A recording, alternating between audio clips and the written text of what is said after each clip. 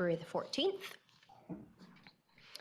This meeting is being recorded live and is streaming on the District of Summerland YouTube channel, youtube.com, District of Summerland. All representations to council, written or verbal, will form part of the public record and be available to the public for viewing electronically or as a written record.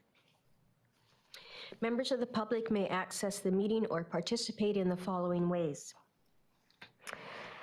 You may attend council chambers in person. If you would like to do that, please register in advance of the meeting by contacting the corporate officer at corporateofficer@summerland.ca to ensure there's enough space in the chambers. You can watch the meeting live or recorded, as mentioned, on the YouTube channel. You can register in advance to speak during the meeting. For those are for the public comment opportunities under items 6 and 9. To do so, to register, contact the corporate officer again at corporateofficer@summerland.ca with your name, your civic address, and how you will be participating, whether in person, telephone, or Zoom. And our corporate officer will provide you with further details upon registration. You can also request to speak during the meeting if you haven't registered in advance and there is time. After everyone who has pre-registered, others will be given an opportunity to comment. The conference line can be accessed by dialing 778-907-2071 and entering meeting ID 506-489-9374 and passcode 485186. Are there any late items to introduce? Thank you, Kendra. I will ask for a council approval of the agenda, please. Councillor Traynor and Barkwell, all in favor? Thank you. And adoption of the minutes for the Committee of the Whole meetings on January 18th, 19th, which were budget meetings, and 24th, and also our regular afternoon meeting of January 24th. Anything glaring there? Okay, Councillor Traynor and Councillor Patton, all in favor? Thank you. And moving right on to delegations, 5.1. Our first of two delegations today is Doug Wall, who's with the Forest Practices Board. And he is going to speak to us about forest and range practices in the Trout Creek Community Watershed. Thank you, Mayor and Council. Hi, everyone. I thank you very much for having me today. I wanted to give Mayor and Council a bit of an overview of the board. I want to talk about a recent special report that the board completed on forest practices in water. And then I also want to give a little bit of an overview of the Trout Creek Community Watershed. There is a lot of complexities in terms of the land use activities within the Trout Creek Community Watershed. I don't have time today to talk in detail about the legislation that governs that, how the referrals work, how the district becomes aware of activities. We're going to touch on that a little bit, but then I'm going to talk about what can the district do? Like, where do we go from here? So first, if I can share my screen.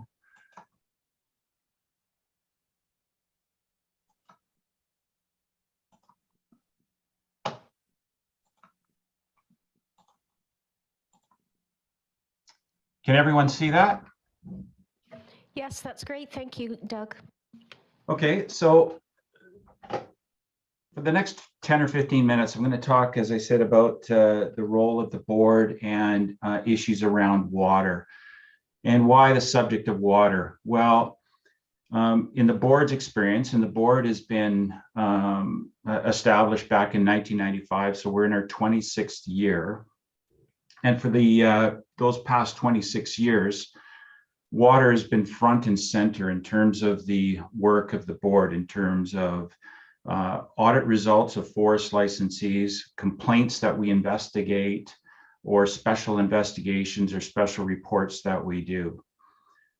In today's talk, I'll give you an intro to the board.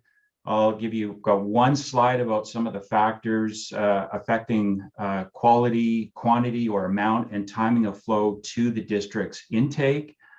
I'm going to briefly summarize our report on water that was just released 2 weeks ago. And as I said, I'm going to talk a little bit about the Trout Creek Community Watershed. And I'm hopeful that this is just going to be the start of a conversation that I think would be really good for the district and particularly the mayor and council to have to gain knowledge about the regulatory regime and the practices within the community watershed. And obviously I'm aware of the mining activity that was undertaken or started in 2019, and it created a fair bit of anxiety around because of the notification or the lack of referrals. And I'm going to talk about that today a little bit, but in the context of forestry and range. So a little bit about the board. So it's a very small organization made up of about 25 staff. There's the staff largely made up of professionals, professional engineer, mostly professional foresters, several professional biologists such as myself. And our mandate is under, it's actually quite a limited mandate. It's under the Forest and Range Practices Act and the Wildfire Act. So the Forest and Range Practices Act governs forestry and range, so crown range on crown land across British Columbia, which consists of about 95% of the province. So again, it does not deal with private land issues, just crown land. And we are required by legislation to do compliance audits. So we audit licensees like Tolko Industries or BC Timber Sales or Gorman Brothers that you might be familiar with. We respond to investigations. So we, members of the public, might call in with a complaint about forest and range practices, and we're required to investigate those. Special projects. So where the board sees a trend of concern about certain types of practices like bridge construction, like range management, like water management or protection of fish habitat that I recently completed. We do a special project, and also appeals. So we have the authority to appeal administrative decisions or penalties levied by the Ministry of Forest, Lands and Natural Resource Operations. So just a bit of a primer here. Some of you will know this material, some may not, but again, it's just going to touch on some of the basics. Like many watersheds in the interior, the Trout Creek Community Watershed is a snowmelt dominated watershed, meaning that it's primarily dependent on snowfall for water and retention as opposed to rainfall. And we know quite well established that harvesting has pretty significant effects on the hydrological processes. So it can change the magnitude of flood flows or peak flows and the timing of those flows. And of course, where you have those larger flood flows, they're often associated with channel erosion, access roads, industrial or recreation, largely inputting sediment into streams, pathogens. So it's not only wildlife pathogens, so Cryptosporidium, E. coli, OH157, the pathogenic form of E. coli, from livestock and also obviously from humans. So other land uses, and we know that there's a plenty of other land uses in the Trout Creek Community Watershed.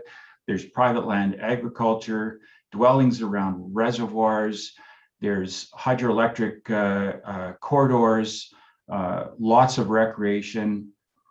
And around sort of overarching, and this is really important here, overarching around all of these types of land uses is these wild cards around wildfire and climate change and how that's going to affect the hydrological cycle in the future. And I just, on this point around wildfire in the last fire season, I think there were around 10 or 12 community watersheds provincially that were affected by the wildfire just in the last season. So the Forest Practices and Water Report. So why did we do this report? Well, it was really an opportunity to provide input to the current engagement process that's underway for the Watershed Security Strategy and Fund that you may have been hearing about. And it's also raising awareness about the board's perspective of issues around climate change and water. And there's also a movement fairly well advanced already for some fairly significant changes to the Forest and Range Practices Act. I'm not sure I'm going to have too much time to touch on that today, but I'll have to save that for another time. So what did we do? As I said, since 1995, we've investigated over 38, or actually published 38 reports specifically dealing with water, 27 complaint investigations. And there's a difference between when we do a complaint investigation as opposed to someone phones the board with a concern about how forestry or range is affecting water. That's not necessarily an investigation. That's where we're trying to help our clients resolve those issues with forestry or range agreement holders. These are where we actually have a formal process of conducting an investigation. 8 special investigations. That would include an investigation that I led in 2014, looking at community watersheds across the province and how well forest and range practices are providing protection to water quality, quantity, and timing of flow, and 3 compliance audits. So to summarize that report, and I can send you the link to that, we identified 4 issues, and we have 4 corresponding recommendations that we've sent along in our report to the for the engagement process, is around the public and having an opportunity to provide input. Now, one of the challenges under the Forest and Range Practices Act is that the public has one opportunity to provide input, and that's when licensees prepare their forest stewardship plan, which happens once every 5 years. And the district also has an opportunity to provide input. And one of the challenges of the Forest Range Practices Act is that when we're talking about specific cut blocks or roads, the ministry doesn't actually approve those. They issue those permits, and most stakeholders do not have an opportunity, especially a legal opportunity, to review those plans before they actually happen. So cumulative effects. So Trout Creek Community Watershed is designated under FERPA, and there are some requirements to assess hydrological effects of harvesting, but it's limited. And most other watersheds around the province have no requirements for those cumulative effects. But even in Trout Creek, it's not really the cumulative effects of all activities. It's just dealing with the cumulative effects of forestry. So you still have those transportation corridors, utility corridors, private land, agriculture, and recreation, all those other issues going on, or land uses going on in the watershed that are not addressed in cumulative effects. And that's certainly what we found in our investigations and special projects around the province, is that, so it's not just forestry that's contributing to the problem, it's all of those land uses that are having some role. Sediment. So there's no doubt, in my own experience, I completed the special investigation on protection of fish habitat. I looked at 5 large watersheds around the province, and there's really no difference if we're talking about the importance of water for fish or the importance of water for drinking. When we're looking at probably the #1 effect of forest roads is the amount of sediment that is being deposited into streams. Now, keep in mind that this is something that is entirely preventable. So we have the knowledge. The challenge, I think, is there's been a breakdown really in the culture of good practices on forest roads in terms of containing sediment. And they're historical practices. So I'm really referring to practices prior to 1995, when the former Forest Practices Code came into effect.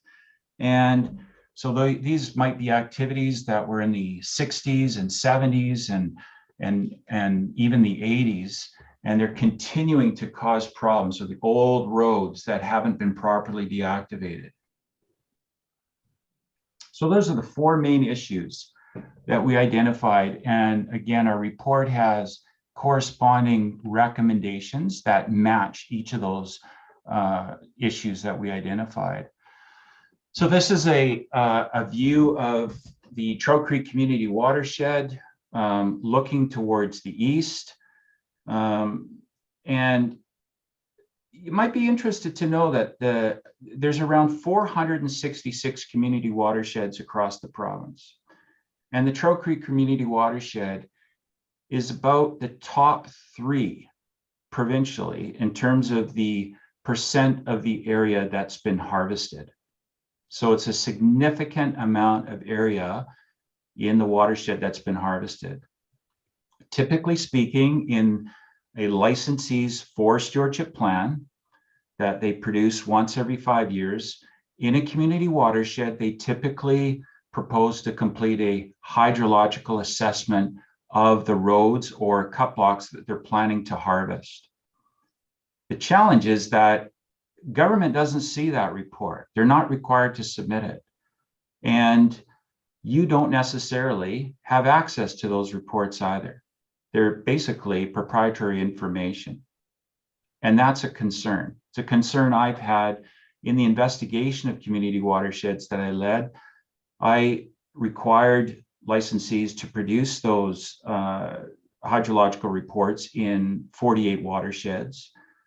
The board hired 2 professional hydrologists, and we identified numerous issues in those hydrological reports. That led to the board making a recommendation to the Association of Forest Professionals and Association of Professional Engineers to develop a standard for undertaking a watershed level hydrological assessment. Again, the challenge with the Forest Range Practices Act, because it's a professional reliance type legislation, so it relies on professionals to meet government's objectives for a variety of values, including water, is the licensees take on the risk. So government doesn't look at individual cut blocks or roads and say, you know what, this might be sort of like the straw that broke the camel's back, or there might be a significant impact to the resiliency of the watershed if you continue to harvest. Government stays out of that. Again, they don't approve cut blocks or roads once the forest stewardship plan is approved every 5 years. And so it's largely incumbent on the forest licensees to make those decisions.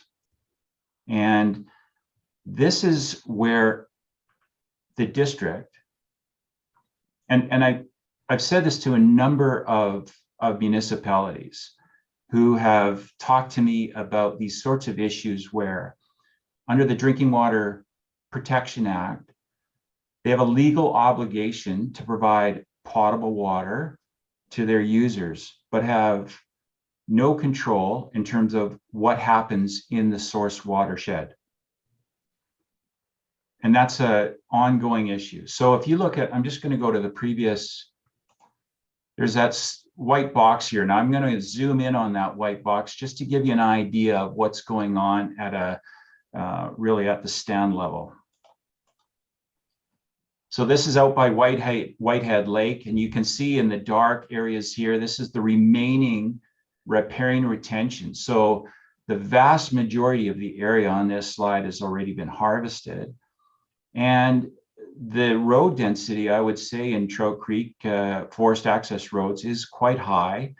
And there's a lot of sediment sources, and I wanted to point out, just in terms of the scale and magnitude that I'm talking about, is these 4 dots here. This is government's own information that they've collected through the Forest and Range Evaluation Program. And at these 4 sites alone, there's a significant amount of sediment that's being deposited into tributary streams of Trout Creek. And eventually that material is going to move through the retention lakes like Thirsk and down to the intake. So the role for the district is really about how to get ahead of the curve, so to speak, in terms of how do we get involved? How do we sort of maintain or act as that oversight for what's happening in the watershed? And this is the same types of issues or concerns that many other water suppliers confront, is how do we get involved? So you might be familiar with the District of Peachland. They've got a watershed committee, and source water protection is pretty front and center. They're beginning that dialogue in terms of, okay, how do we get involved? How do we know what's happening in the watershed? How do we voice our concerns? And this is something that I think the district really needs to give some good thought to. The district in 2012 did its, I think, second iteration of the Watershed Master Plan, which is really good. It is mostly around water quality, the infrastructure, distribution of water. It's not really dealing with land uses, although it strongly recommends in that plan that the district get ahead and start creating a framework of knowledge and engagement. So those are the 2 things that I really endorse for the district to think about, is knowledge and engagement in terms of how do we get to understand what are the land uses and the extent of those land uses in the watershed? What are the impacts that those land uses are having? Who's responsible for those impacts? And how do we resolve them? So again, I'm going to encourage you to have a good review of the board's recent report on forestry and water. And really it provides a good context for the issues that we found provincially, and that I'm quite aware of in the Trout Creek watershed. They don't really differ. And the good news is that if we work towards addressing those issues, it's going to go a long way to watershed security. You have to say, though, that we have a very long way to go. And as I recommend to many water suppliers around the province, you have a really critical role. And that's something that I can work with the district to sort of lay out, like, where do you start in terms of trying to understand what's happening in the watershed, and how you act as a voice to set what your concerns are, not only about what's happening now, about the future as well. Any questions? First of all, thank you so much for that presentation, Doug. I know that work is being done at the staff level following our watershed management plan strategic priority. But there are some councillors with questions. I'm going to begin with Councillor Barkwell and Councillor Holmes. Thank you very much, Mr. Wall. It's a problem that you've articulated that we're all starting to become more aware of. It's a problem that didn't exist, 25 years ago, maybe, when logging was much less. But what specifically can we do to get a voice at the table to protect our interests when these plans are drawn up, the 5-year forest harvesting plan and such? I'm not. I didn't hear exactly what we can do. What's our next steps here? Yeah, to be fair, that is for I think another discussion. So really, the purpose today is to raise awareness of the board's work in relation to water. And I do want to lead on that you do have a role. It would take a bit of time to sort of lay out that. But what I'm really talking about, Councillor, is if you look at the Amarillo project, for example, and I think there was a fair bit of surprise about the lack of engagement with the district, and the district had to be in a reactionary mode. I'm talking about changing that, and I'm talking about engaging with licensees. I'm talking about engaging with the ministry, making it very clear about what your concerns are and what your expectations are. I'm possibly also talking about having a higher level of knowledge about what's going in the watershed. So that, look, there's sediment sources out there. We expect them to be addressed, and we're watching. We expect that licensees, together with government, start planning for wildfire and climate change. If you look at the amount of harvesting in the watershed, and we hear this term about resiliency. Well, what's going to happen if a wildfire sweeps through the Trout Creek watershed and we don't have a resilient forest? And we need to work towards that, because I assure you that if a wildfire does sweep through the watershed, as some have around, for example, there's the Trout and Dickey watersheds around Lillooet, that it caused the supply of water to have to be shifted to groundwater at a major, major expense. So we need to start planning that and thinking about that. So the role of the district is to really holding the feet to the fire, in summary. But I can talk much more about what that looks like in a future session. Thank you. Councillor Holmes. Yeah, thank you, Doug. You're probably aware that we are starting a source water protection plan, and I trust that we could, our staff will be able to use you as a resource for that. I trust that you're probably aware of the OPWB's source water protection kit, and they talk about in that kit about setting up technical advisory committees, and they've done this in the North Okanagan, which you might be aware of, where you have the different industry are part of this technical advisory committee, I guess. And is that the sort of thing that you would see us being able to set up, and how we could get involved and engaged? Yeah, that's part of it, and I did provide the water board with some input on those tools. But some of this requires a lot of technical expertise.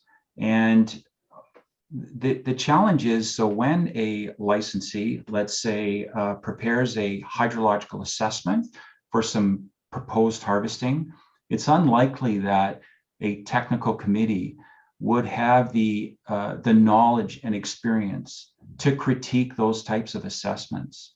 And so it's understanding, first and foremost, is I think the mayor and council have to be quite well informed about what's happening in the watershed. And also district have to start developing that expertise. I'm not sure it's going to be successful for the long term to rely on a technical committee to have that type of expertise. Other municipalities, they've brought on staff with that type of expertise. There's models where they've cost shared those arrangements with other municipalities, and it has been successful. But there is work that the technical committee can do, absolutely.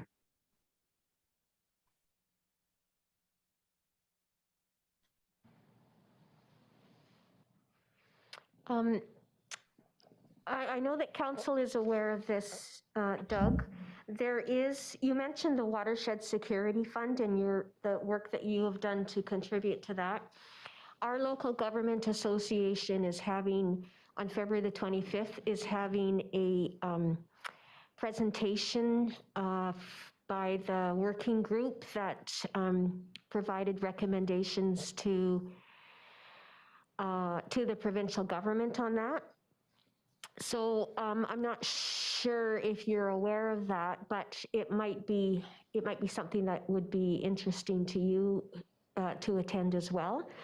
I did want to ask you a question. You mentioned the professional reliance model.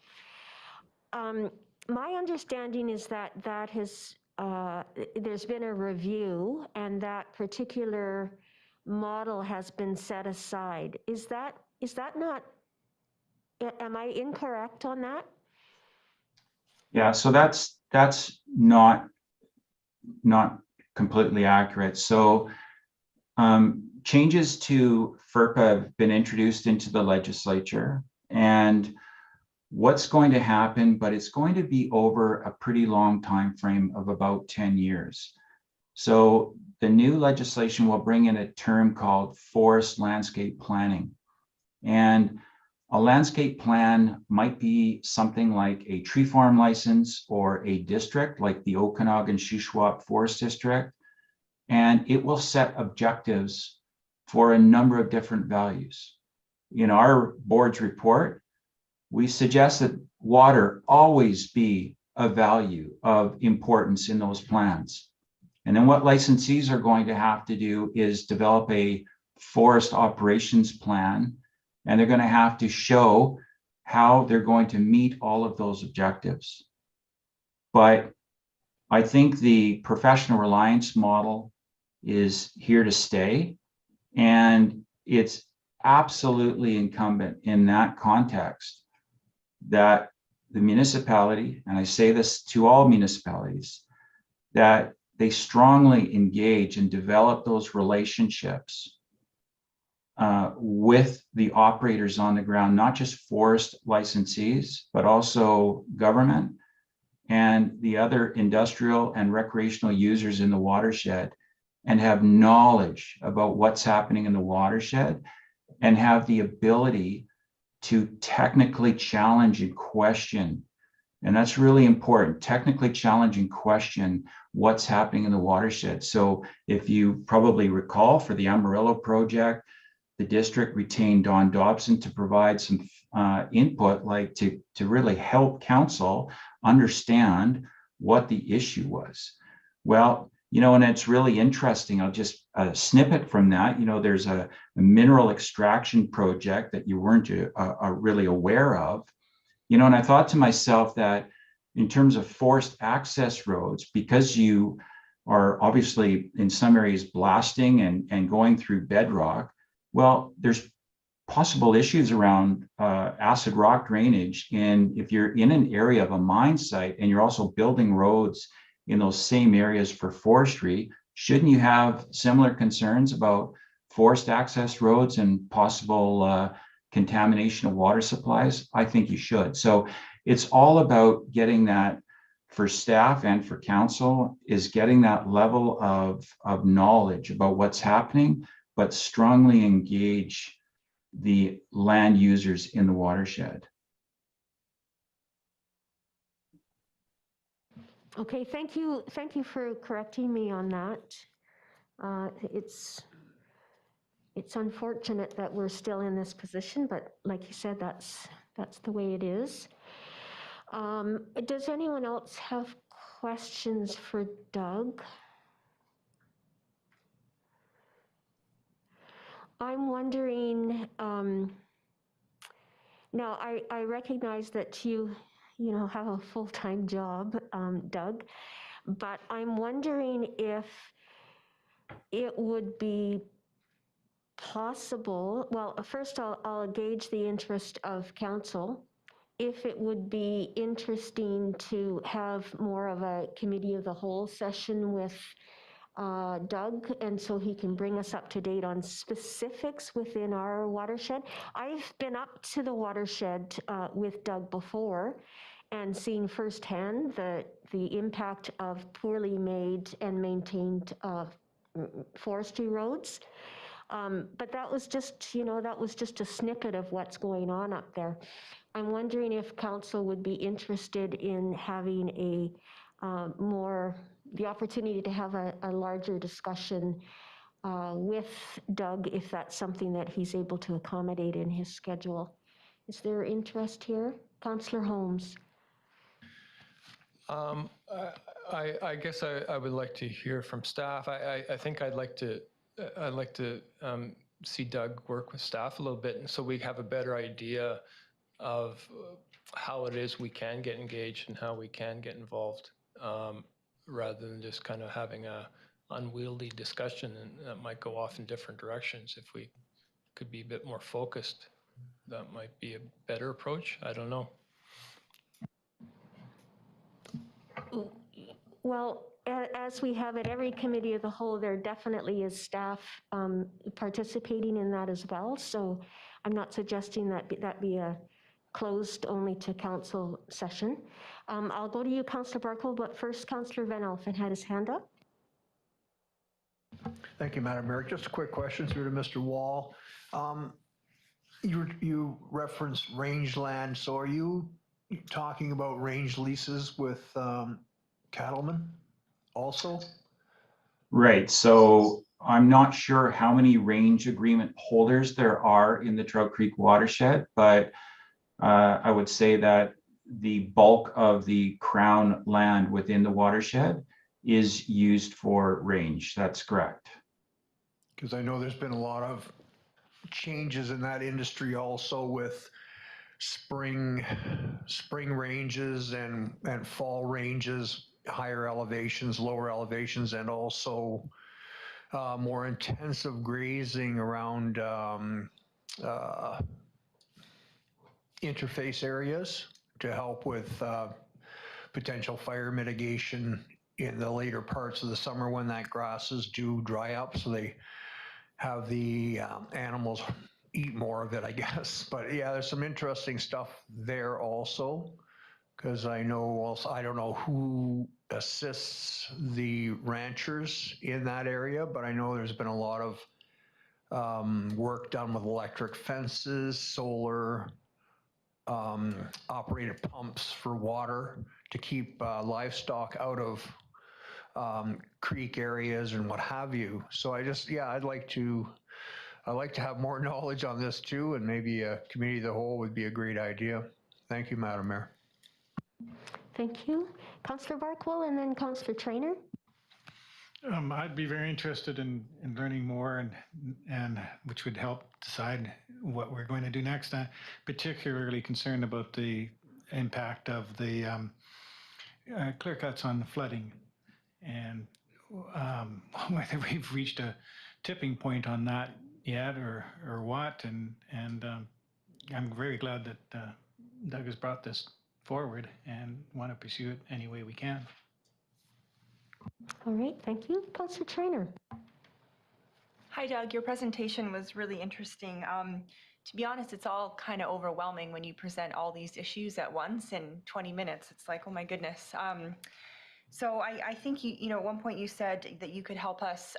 You said, where do we start? And I think that is good because like this is a lot for us to take on, and it almost seems like this should be provincial responsibility more, and that we're kind of having to take it over. But I also understand that it's our drinking water, so we have a responsibility to make sure that we're taking care of it. So I think if you were to come back and kind of give us a plan where we could be most effective, that would be really good, so that we have a place to start and we're not getting overwhelmed with like, where do we go? I think that would be really good if you could kind of focus us as a council and we could come up with some specific ways that we could be the most effective. That would be good. Thanks. Okay. Okay. I'm wondering, I'll just throw this out there, if this might be another opportunity to engage with the Penticton Indian Band on this particular matter. The watershed, of course, it impacts them as well. Just a thought that there is another opportunity there to have those that council and staff at the table as well, so we all hear the information at the same time and can work together on how to approach this. Just a thought. Okay, so I guess it gets, Doug, we've heard, at least from the majority of folks here, that this is something that would be of interest for council and staff, at least at the district. And I don't know how that might work with you, the work that you're doing. I know that there's a lot of stuff going on for you. So if you could give some consideration to that and then connect with our corporate officer to set up some time to have a larger discussion at a committee of the whole where, you know, it's less formal, that would be great. Okay, and you know, prior to that time or after that time, certainly let staff know I'm here and I can answer any questions that they have in the interim, but I'd be happy, or the board would be happy, to talk to the district further about the specifics. Okay, that's great. There are staff in attendance at this meeting, so our CAO, of course, is here, and he's nodding his head that he's taken that in. So thank you again so much, Doug, for bringing this forward. It certainly meets with one of the priorities that we have on our list of strategic priorities. Thank you very much for having me. Have a good day. Thank you. Okay, as I thought, there was a fair bit of interest in that particular topic, and we're way behind time. Kristen, I see you and Leanne. Hello, both of you. Thank you for your patience as we got through this. Please carry on with your what you'd like to present to us on the proposed highway sign. Thank you, Madam Mayor. I'm going to present today because Kristen's in an area where her internet's going to be cutting in and out. So we'd like to thank you and council for allowing us to present today in regards to our directional signage. If you don't mind, I'd like to share my screen.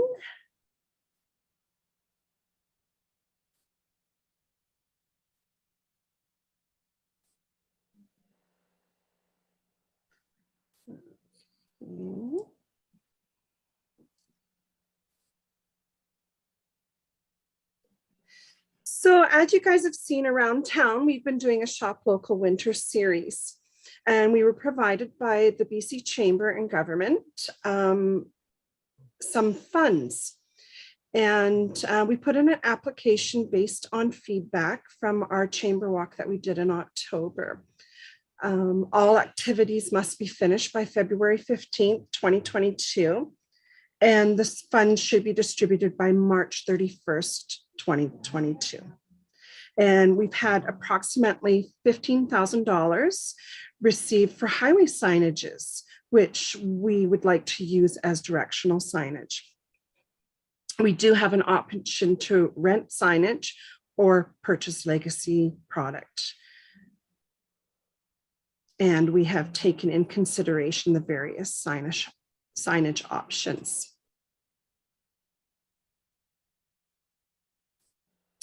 The campaign message that we would like to be on this directional signage is Shop Local Saturdays, Shop and Win. 15 ways to support your locals this winter. Summerland, we got you.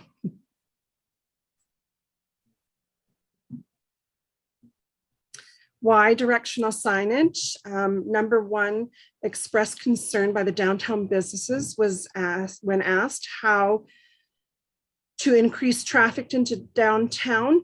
This was one of their main concerns. Currently, there is no adequate directional signage in place on highway. And this directional signage can assist in educating commuters about what Summerland has to offer. Funding will be covered fully by the Summerland Chamber of Commerce through the grant that we received for Shop Local, and there will be no cost to the businesses or taxpayers. This would create a legacy product available to the district and chamber to continue to provide updated directional signage to benefit local businesses for years to come. To draw attention to our community, encourage travelers to explore Summerland.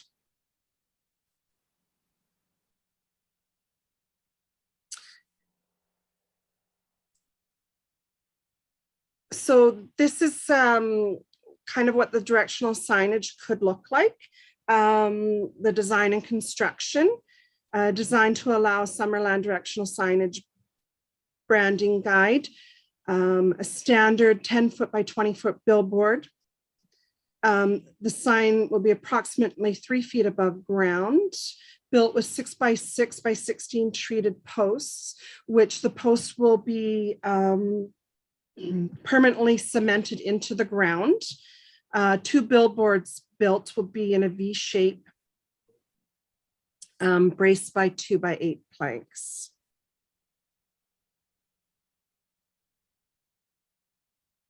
So this is a mock-up of what it could look like when you're heading south, heading north towards Peachland.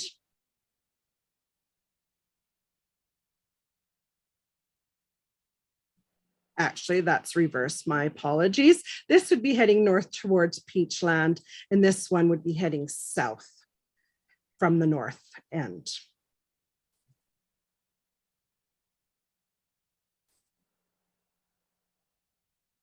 This is what one of the possibilities of what we were looking at for the signage.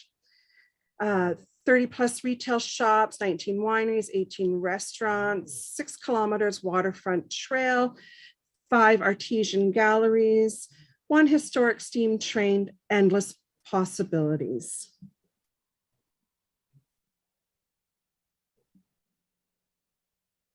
And this would be the sign on the other side, which is the same.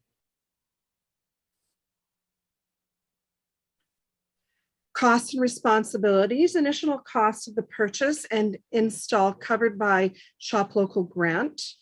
Again, this is monies that we received from the BC Chamber of Commerce through the Government of Canada.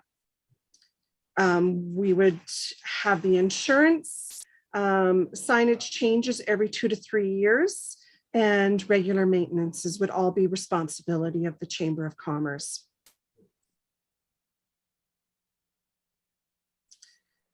With council's approval to allow Summerland Chamber of Commerce to install a billboard. We won't call it a billboard, it's a directional signage along the highway to allow for directional signage. Council support in applying to MOTI for permission to use land for installing directional signage along the highway. District staff assistance in working with MOTI on approval of the land use along the highway. District staff assistance in building a signage usage agreement to reflect the purpose of the directional signage and identify responsibilities. The what ifs. If council does not support the request, the funds allocated for the project will be returned to Shop Local grant program. They cannot be used for any other purpose. If MOTI doesn't support the current location, review of other locations will be done. Example, chamber grounds, private property.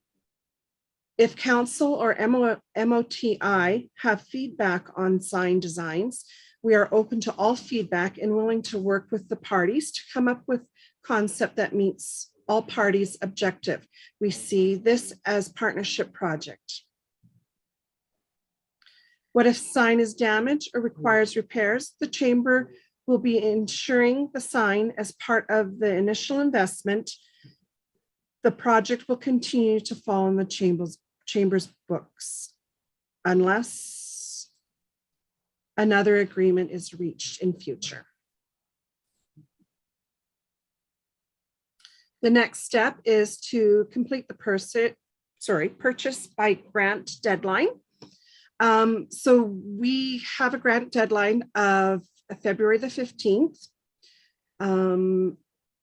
Ask MOTI permission with district staff assistant. Apply MOTI for permission to use land identified in proposed location. Final design and agreement review with district staff, the final design layout, develop signage usage agreement with the district. Install the sign. Installing of signage and associated public relations to promote project to community. Thank you, guys. Do you have any questions? I'm sure that there are questions, Leanne, but I'm hoping to hear from both you and Kristen that you're able to attend the next part of our meeting, which is where the staff will bring forward the request for decision, and that you're open to us asking those questions after we have heard from staff as well. Does that sound okay with you? That sounds good. We will be here. Oh, Kristen has a Okay. question. Okay, Kristen? Hi, Madam Mayor, and I apologize. I'm actually away in Mexico right now, and the service is not very good here. So I'm really glad that Leanne was able to step in and do this presentation for me. I just wanted to do one point of clarification. In the presentation, the design of this signage is up for discussion with district. We're very much open to working with our partners between MOTI and yourselves to come up with something that works best to fit the directional signage program that you already have in place. So while we're doing a shop local and we're doing a couple other things, that's not necessarily going on the sign. It's really meant to be directional signage only. It won't have any kind of, sorry, my camera's moving, any kind of promotional pieces on it at any time. It's just directional signage. So I just wanted to make sure that that was really well understood, because I'm sure that will bring up quite a few questions, but I just want to assure you on that.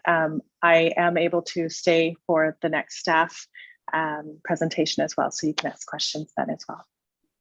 Good, thank you for that clarification. And I'm glad that both of you can stay on and that you're willing to wait, and so we can have a discussion amongst all of us with having the information from staff in advance of that. Okay. Do we have anybody waiting to comment publicly? No, we don't. Okay. So we'll get right on to the first of a number of business items, and that being the Chamber of Commerce Highway 97 Tourism Directional Sign. I will pass this over to Brad. Thank you, Your Worship. I don't have a lot to present other than what the Chamber has already provided through the delegation. Just a couple of things from staff's perspective. As Council is aware, we have a sign bylaw that governs our regulation and policy with regards to the treatment of signs within our community. And in our interpretation of the sign bylaw, this type of signage is referred to as a third-party sign, as defined under the bylaw. And section 3.1 of our sign bylaw states that signs that are prohibited in all zones, that all third-party signs are prohibited in all zones except as permitted in section 4 herein as a district-sponsored wayfinding or directional sign program. So that's the reason why the proposed resolution is worded the way it is to, if council does want to consider this as part of a directional sign program, it could be exempt from that section, which is basically prohibiting it as a third-party sign. And then also, I just want to point out that the Ministry of Transportation and Infrastructure approval process still has to be completed. They have a highway use permit process they use for these type of requests. However, I do want to clarify for council that that MOTI does have a piece of legislation that restricts the placement of billboards within the highway right-of-way. So the type of sign may have to change in terms of design if they consider that this is a billboard as opposed to a directional sign. Then there might be needing for design elements or design changes in the future. But they do allow for a service and attraction sign that would be related to this type of an application. And similarly, it was the same process that we went through with the electronic sign as well as our entrance signs, in which we got permits for those existing signs we have in place, which is more of a community oriented type of directional sign, which maybe this would fall under as well. So those discussions still have to occur with ministry. Yeah. But happy to take any questions. Okay. So at this point, the floor is open, I guess, for questions for Brad or other staff, and also for the chamber representatives that are with us today. Councillor Holmes. Thank you. Yeah, I have quite a few questions, but I'll start with just the timing. And so if a decision has to be made by tomorrow, if the request has to go in tomorrow, but then what if Modi then comes along and says, well, that this type of sign won't work and you have to change, does that still fit with that original application, the chamber's original application? And I'm just wondering in terms of what the timeline is for when the design has to be completed and when it has to be installed. So I can take that question. Thank you. So as for the deadlines, we are unfortunately having to place the order by tomorrow. However, we do have until March 31st to complete the order. If there is a design change, if Modi does come to us and say, you know what, we want some kind of different style, we can work within those parameters up until March 31st. If they say to us, you know what, we absolutely don't want anything of this style, we may then just have to pull it and say, okay, then it's not going to fit with this funding source, and that would just be the reality of the situation. We're hoping that we have some flexibility. If we place the order tomorrow and they say, you know what, we want you to reduce the sign size down by 3 feet, that's completely fine. It's if they were to turn to us and say, you know what, we don't want any kind of structure whatsoever, and we want you to do, you know, post signs on the, you know, the light stands, that's a completely different style and it would no longer qualify for. Okay, thank you. I'll circle back to you, Councillor Holmes. Councillor Carlson. I still don't quite understand the timelines, but I think it'll all come out soon. So we know that directional signage is needed. It's something that's been talked about downtown plan. It's something that's been talked about by pretty much everybody all the time. So it's exciting that you have a grant that's been received for this, and I don't think we should pass up that opportunity. I guess my first question is, why only one sign in one place? Why not, you know, $15,000 is a lot of money. So why not 4 signs, smaller signs, more strategically planned or easier to actually read and follow? We've already got 2 signs that say, welcome to Summerland, welcome to Summerland. And so I'm just wondering, you know, if we follow that theme, why 1 and not more? Great question, and thank you for that. I would love to have more. I think when I first reached out to Brad with the exciting news that we received this funding, I had a lot of different ideas of what we could do, but I didn't understand necessarily what all of the different signage regulations were within the district. And so after our discussion, we talked about many different things, like the style I mentioned earlier, where we would have the style on light posts and whatnot to direct people when they're sitting at stoplights and whatnot. And through my discussion with Brad, it was talked about that the process to get those approvals is a lot harder and a lot more onerous than to go straight to MOTI to ask for property use. We don't have to go as large as 10 by 20. The reason we chose that was so that we could actually get, it's actually 2 signs, it's double-sided, so it hits both sides of the highway. Instead of trying to get permission to get 2 different placements, we decided to double it up so that we got both signs in the same spot, just to kind of relax the potential of of them saying no. But however, we are very open to other sign locations. It was just from the conversation that I had with your district staff that was identified as the best possible place. If through working with staff, they identify 4 or 5 places that we could do a series of signs, I would be absolutely open to that. And I don't think it really changes the application was for directional signage. If we can get 2 on the north and 2 on the south, I think that still meets the obligations that we have with our grant, and we're open to that. Brad? Yeah, thank you, Your Worship. And actually, thank you, Kristen, as well, for filling in on our discussions. It was a recommendation of myself as well.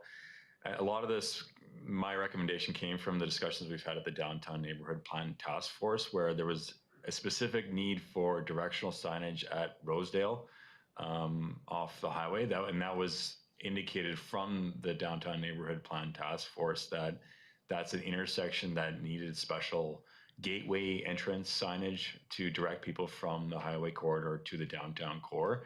So in our discussions together, that was definitely, knowing that I had those discussions in the back of my head from the committee, the kind of the path I was probably telling the chamber to move forward on. So again, this is council's decision. If we want to go revert from that course and go to multiple signs, then by all means. But I was just thinking about those comments from the task force. May I follow up then and ask? So that said, between the current existing electronic sign and that intersection, there's quite a stretch of land. So why wouldn't we be able to put multiple smaller signs between those two, for example? I understand from Kristen that maybe there's an MOT process, but would there be a bigger process from MOT? I mean, maybe MOT would prefer to have 5 by 10 signs instead of 10 by 20. I don't know, but I just wonder if you even know whether 2 would be harder to place than 1. I don't know if Brad's going to take that one. I personally don't know. It was recommended to do the V shape just so that we could go get both sides of the highway covered. I'm not sure if they do. I would assume that they do smaller V shapes. We can certainly, what we want really to do is to get the permission today to allow for the idea to continue to flow and work its way through the different system between MOTI and with our grant and whatnot. But we're absolutely, if I can get more signs on that highway and it's drawing more people off the highway and into the downtown, then absolutely we'll utilize the funds as best that we can. There is a lot of space there, and I would assume that more than one would work just fine. I don't know if that would require additional insurance. That's the other thing to consider, is that additional cost for insurance and maintenance and whatnot. The more signs we put up, the more cost it bears on the chamber moving forward too. Brad? Yeah, I think that's part of the presentation and discussion today, is that there's many different ways we could design this with the chamber's grant process. My initial recommendation was maybe a more substantial sign that would have some longevity to it. That was some of the feedback that I was giving them, that at one point, like, they were considering portable signs, which from my perspective, I'm not a huge fan of, because they get blown down in the wind. They could be considered unsightly, and they could perhaps proliferate the highway corridor. So, these are all open on the table discussions, but I would suggest that to council, my recommendation would be a more substantial sign that could be placed on the highway. I'm going to go to Councillor Barkle now. The first thing is, I think that Kristen's already addressed it. The sort of the mock-up she did had the orange and background and stuff. I don't think that really fit with our design scheme, but you said that was just to, like, get something on paper as an idea, and that you would work with staff on the final design. Is that the correct understanding? Yes, that's correct. Yeah. We incorporated some of your design style already, and with the blue swoop at the bottom, but we're absolutely open to designing something with staff that works. Okay, thank you. And that being said, I don't really think that most people like large billboards other than the people that own them. I would really prefer to see something that fits with our current size and design of directional signs. I note that there are some big ones we have that only have one thing on them. I think a large sign is a last resort if you can't get approvals for other places. And your money hopefully will go further if you've got, you know, something on the entrance, something that says the lakeshore, although we do have something that says to the lakeshore, I think, on the highway down at the bottom of the hill. But, you know, there's more that can be done. So anyhow, that is where I sit on that issue. I think I'm kind of in the same mind frame as Councillor Carlson on that. Something a little less intrusive and a little bit more styled than the big billboard. Thank you. Councillor Van Alphen. Thank you, Madam Mayor. I don't know, I think I'm leaning the other way. I'd like to see something that's relatively substantial on the highway, colorful, directing people to our downtown core. I think that's what the downtown task force identified is lacking, is how to get these people off the highway. You know, I understand the Rosedale 97 gateway, but I think we're also missing the Prairie Valley 97 intersection also. You know, how far down the hill can we go? Do we go to the pullout in Trout Creek? You know what I mean? Like, I just think it's something that's been lacking for years. Previous councils, we did the Giant's Head electronic sign on both ends of town, but I just don't think it's enough. And I like this idea, and I think it's, you know, it can be changed with time, but you know, I think the initial purpose of it all is to get traffic flow to the downtown core. Thank you.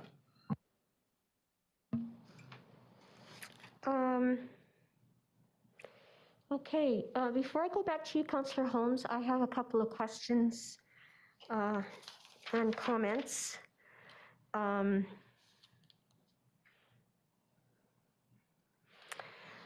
happen to be, well, with Councillor Barkwell in the whole billboard thing, and I know that staff already knows that.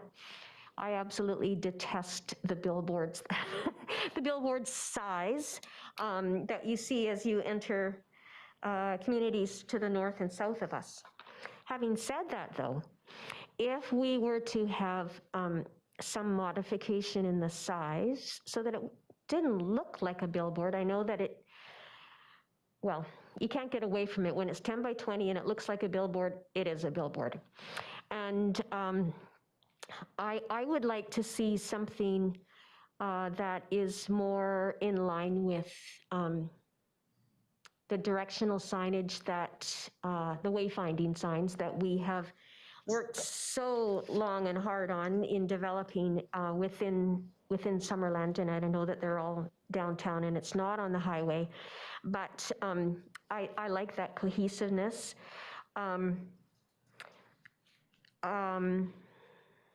I have some thoughts on what actually shows on the signage, but I'm not going to talk about that right now because this is just a mock-up, and that's not what you need at this point.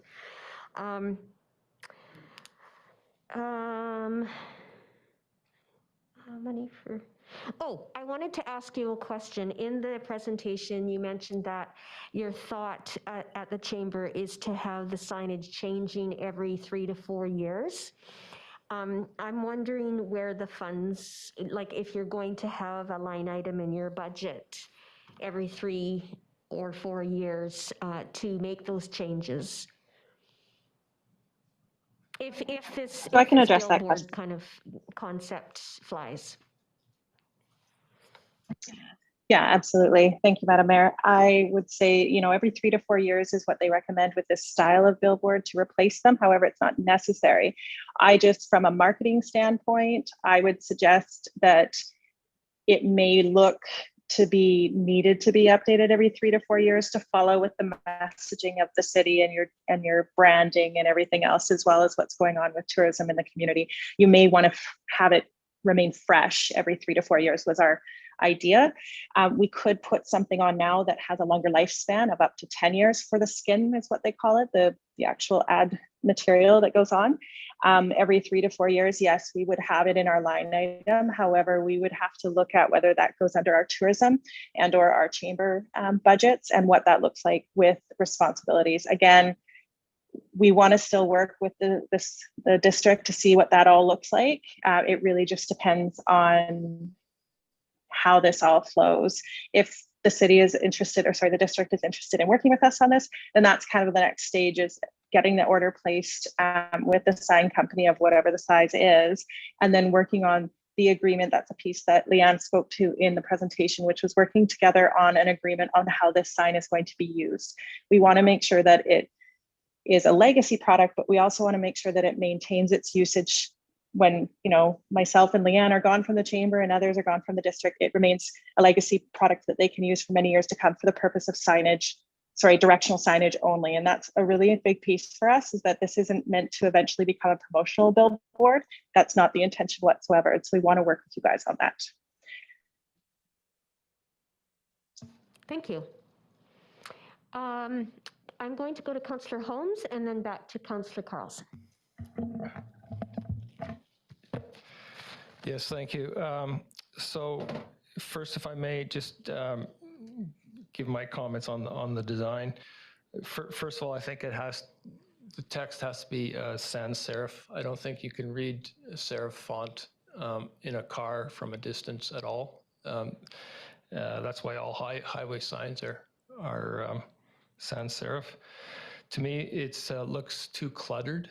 There's too much text on a sign like that. You wouldn't be able to see that or read any of that in a fast-moving car. And I question having that's really specific information. You know, the number of businesses, the number of this. I think it's all going to be out of date before the paint dries. So I think those are three things to keep in mind. And saying that, I tend to agree, smaller, more multiple sign with less information on would probably be more effective. I get a feeling sometimes that, you know, I thought the electronic signs were put up how many years ago to draw people. The purpose of those was to draw people in town. So, well, if that's not working, maybe we ought to be looking at why that's not working and fix those problems. I get a feeling sometimes we're just kind of throwing mud on the walls, hoping something's going to stick and something's going to get people into town. And I completely understand where you're coming from. You know, we've heard I've heard numerous times, we've all heard that the best thing about Summerland is that it's off the highway, and the worst thing about Summerland is that it's off the highway. So I understand what you're trying to do. I understand you're trying to deal with it, but I think you know, we've just approved a grant and aid for tourism promotion, strategic planning, and maybe this should be part of that. You know, I just feel like kind of the gun is at our head because we have to make a decision now to get this grant funding, but really, you know, do we know is this the right thing to do or not? So you know, that's, you know, I just put that out to everybody involved. I totally understand, but I'm just not convinced that we really know what we're doing. Councillor Carlson. Thank you. Thank you, Councillor Holmes. Again, it follows on what you've just said. And I think if we're talking about funds, it's really great that there's money here for a shop local initiative. I'm thinking that we need to make it bigger than that. And we need to have multiple signs. And one of them is going to be about the adventure you're going to have when you come to Summerland. It's adventure.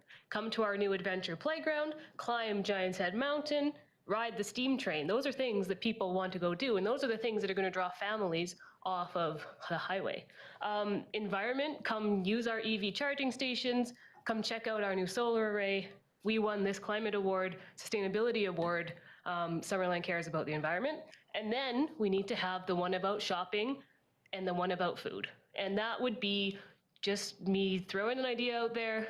Not saying we don't want to move forward on this today and do something, but I do think that we need to take some themes, stick them together, tell people why they need to make that turn, and do it in a sequence so that they have a second to read what it is that we're offering them. So I think that's all I'm going to say for today. I really, really appreciate you guys being here to bring this forward, and I know you're trying to do all the same things we're trying to do, so we just need to make sure we do it really well together. Thank you.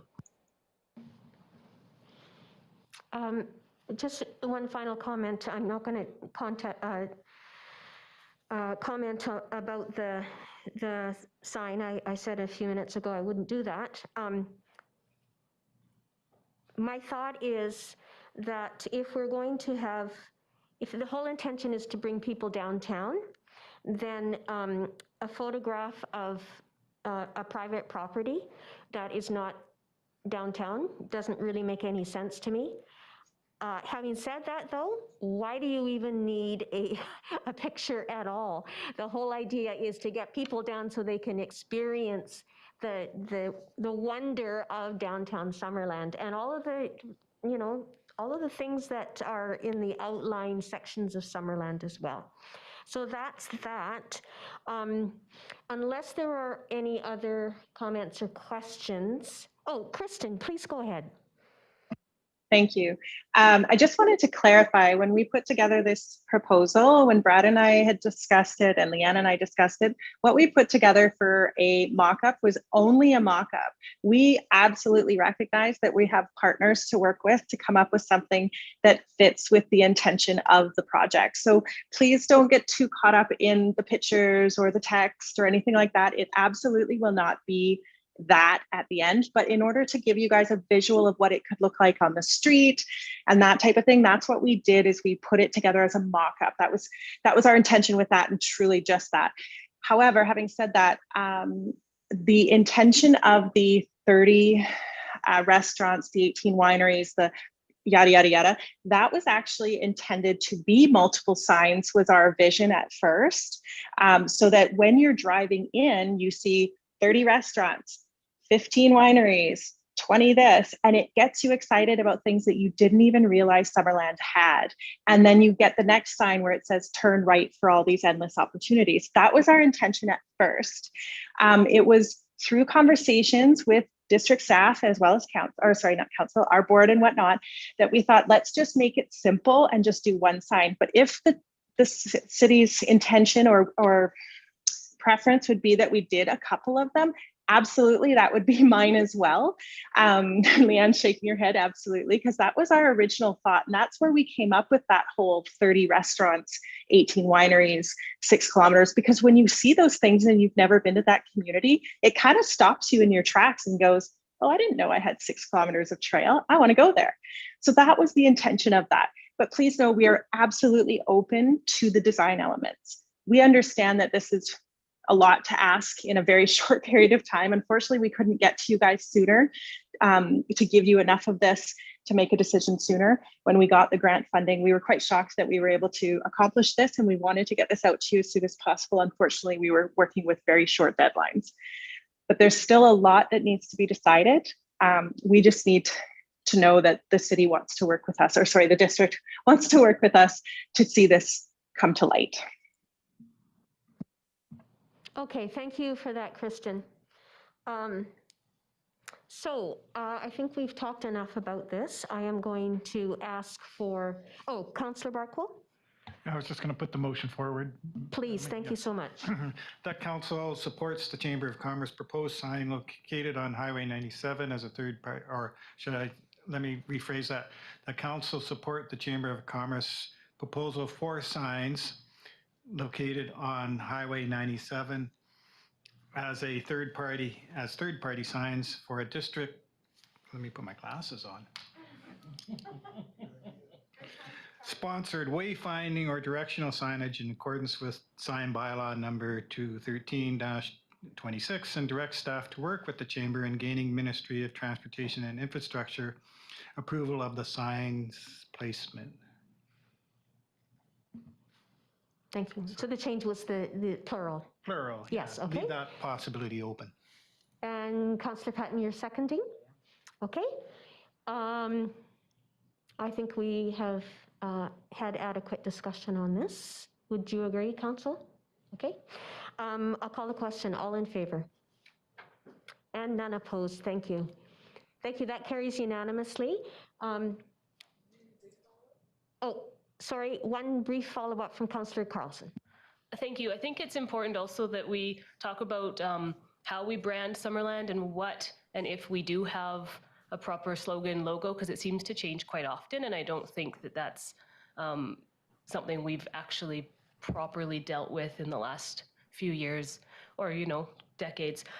So the spirit of Summerland never ends, turned into take your time, and now we're doing something completely different. And I don't think that we've had a chance to talk about that. And I do think it's really important that we, no offense, but I really don't like "we got you."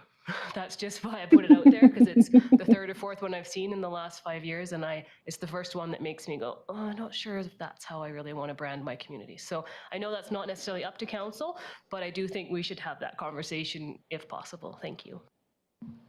Okay, so thank you again for your patience in working through this with us.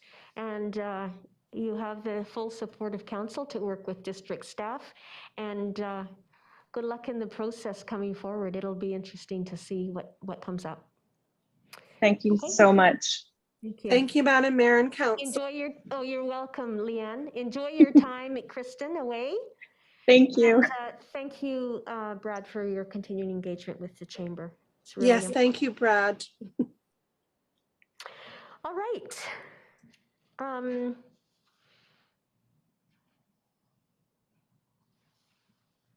Okay.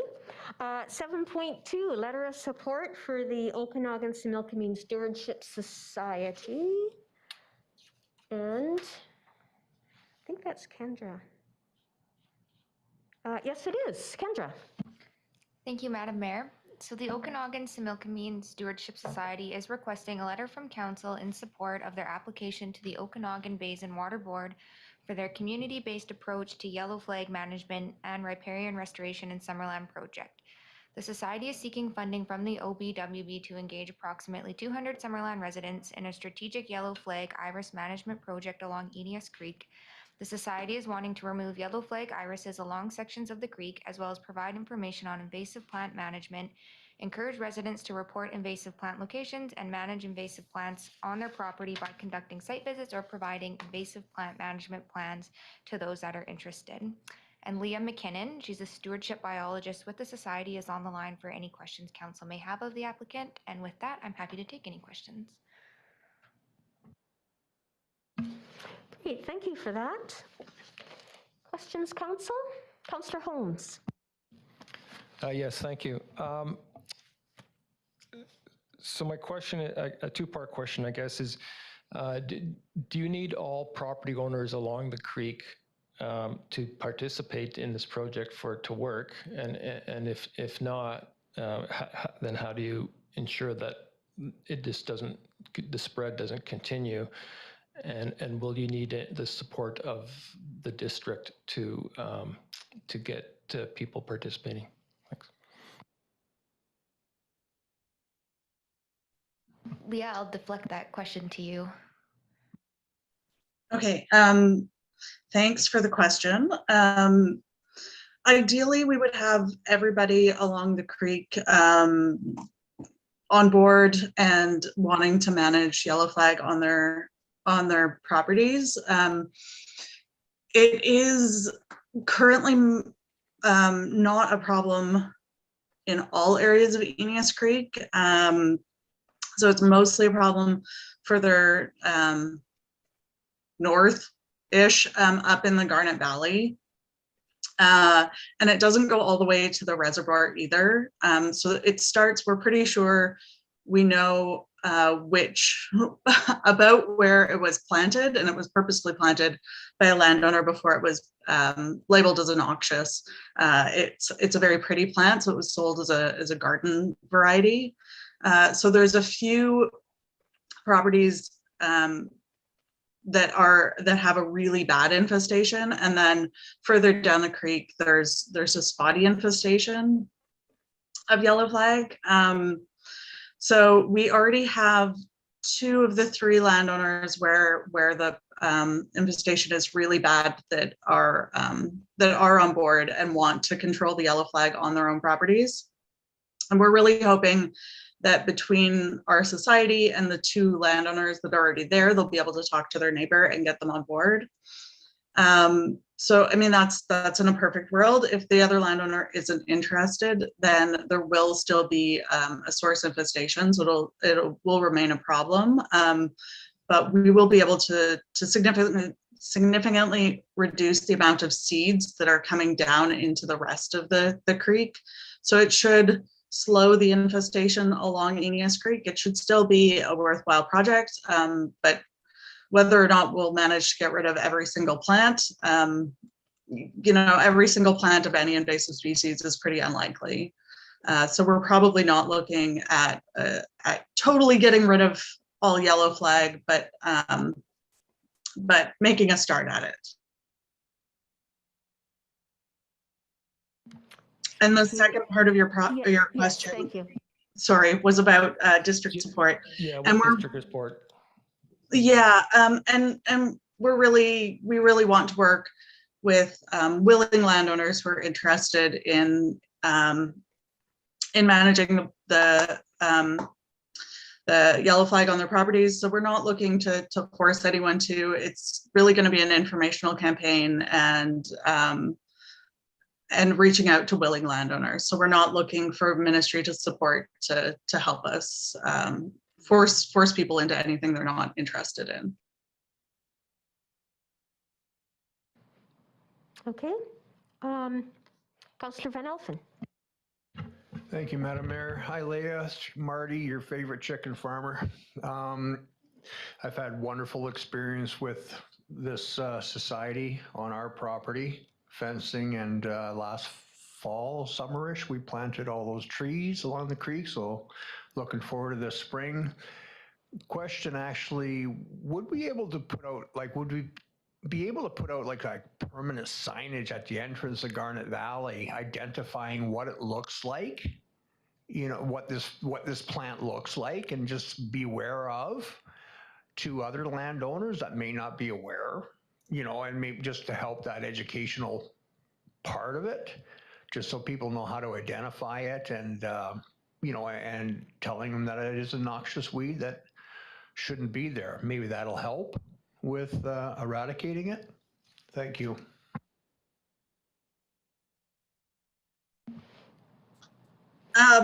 We don't currently have any plans to do any permanent signage, but we should have funding that we would be able to use for that if that's something that that is of interest. It seems like there's a bit of a process to getting the signage approved, but that's certainly something we could look at if there's interest in it. It's not on a highway, so it makes it easier. However, having said that, it does, at least from the material that we have in our package, it does state that you're working with the landowners and providing them information and that kind of thing. So that, I think that goes a long ways, because it's really targeted to the people where the yellow flag iris might be of concern. I'm not saying don't pursue the flag. Don't pursue the sign. I'm just saying that it seems like you've got a fair chunk of the information piece covered already. I have one question and then one comment. The benthic barrier that you speak of, is that something that is just put on the ground? It doesn't actually interfere with the water course? Yeah, so it's a PVC matting, vinyl coated PVC matting, and it's actually staked down into the ground with like big nails just to hold it in place so that it doesn't get picked up if the water level rises and end up clogging up anyone's creek. So it just goes over the ground. We wouldn't want to have it. It might go under the edge of the water line, but we wouldn't really be having it like down in the creek bottom. So yeah, it's just over the ground, and it would be there for probably a year before being removed. Okay, thank you for that. And then this comment, oh, except that Brad is not here. I'll just put this comment to our CAO, and that is if this project is supported, or if they get the funding that they're looking for to do this project, and I think it's a really worthwhile one, it would be terrific if the work that the district is wanting to do on Eneas Creek is kind of done in coordination with the timing of this. And I don't know if it's possible or whatever, but I'm just throwing it out there. It would be really nice to have I guess more of a coordinated effort. Not looking for additional funding, but a coordinated effort on that particular thing. Any other questions for, yes, Councillor Holmes? You did receive some funding from the South Okanagan Conservation Fund, I believe, and I'm just, so presumably you'll be able to go ahead with the project at some scale, even if you don't get the OBWB funding. How much, I guess, how much more do you need to raise to be able to do the full, what you fully envision?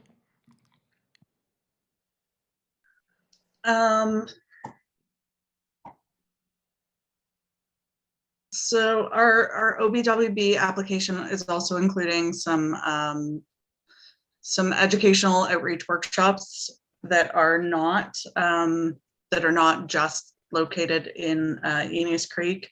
The total we're asking for from OBWB is, I think, 20,000. But we wouldn't necessarily need all of that to complete the work. We did get some money from the RDOS. So even if we don't get anything from the Okanagan Basin Water Board, we would be continuing with the project. It's just, it would be a scaled back version. Okay, great. If there's no further discussion, oh, Councillor Van Elfen. Would you like to bring forward the resolution? I would, Madam Mayor. Thank you. That a letter be provided to the Okanagan Stewardship Society in support of their application to the Okanagan Basin Water Board for their project titled Community-Based Approach to Yellow Flag Management and Repairing and Restoration in Summerland. Thank you, Councillor Van Elfen. Seconder? Councillor Holmes. Further discussion? All in favor? That carries unanimously. Thank you for your time today, Liam, bringing this forward to us. Thank you. On to 7.3, 2022 to 2026 Financial Plan, bylaw number 2022-001. Thank you, Madam Mayor. So over the past 5 months, Council has been actively involved in budget discussions. October and November focused on the district's 3 utilities and included a virtual open house on December 2nd, prior to Council adopting utility rate increases of 5% for water, 4.21% for sewer, and 2.51% for electric. January and February's focus has been on the general fund. And based on these discussions, the proposed financial plan includes a 4% property tax revenue increase.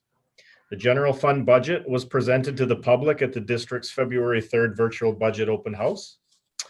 The district has received 1 written submission from the public in relation to the overall budget, with the resident noting they're in favor of the Giants Head Road and water infrastructure reconstruction project.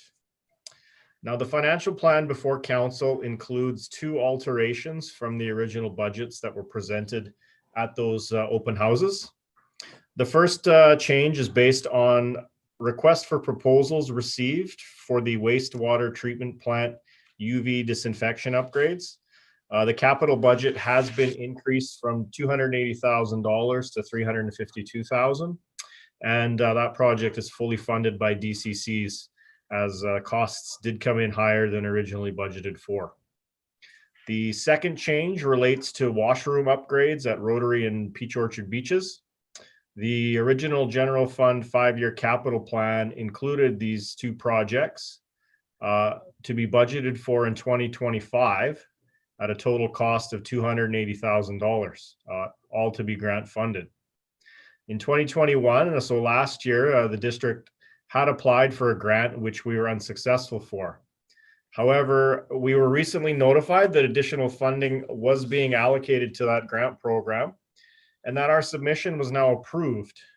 So in order to ensure the project meets the completion date criteria, staff have moved that project from 2025 to 2022 to make sure that we hit those timelines.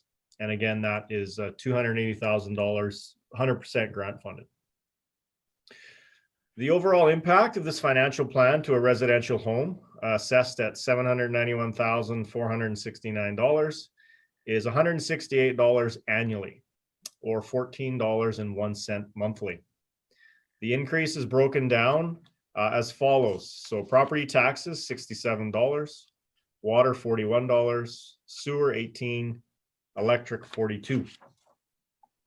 And it should be noted that these increases are the gross amounts. So if residents are diligent and pay their monthly utility bills on time, they will receive a 10% discount, which then will lower the annual increase from $168 to $158.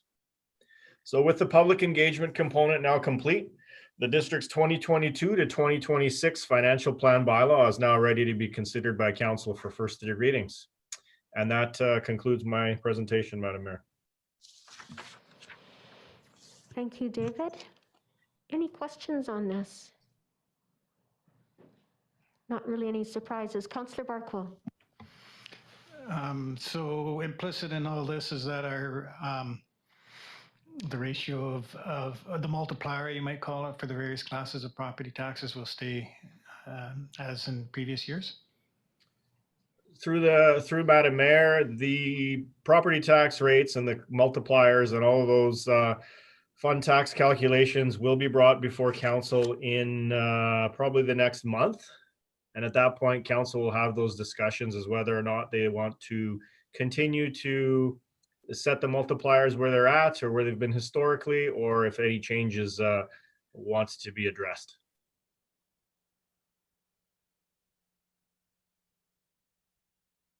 Any other questions? Could I have someone bring forward the first, second, and third reading, please? Councillor Van Elfen. Thank you, Madam Mayor. That the financial plan 2022-2026 bylaw number 2022-001 be read a first, second, and third time.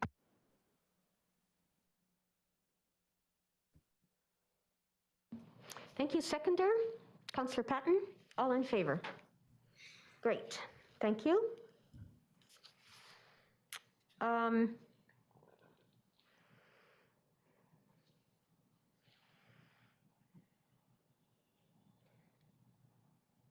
Okay, so we're going to have a little bit of change in the agenda.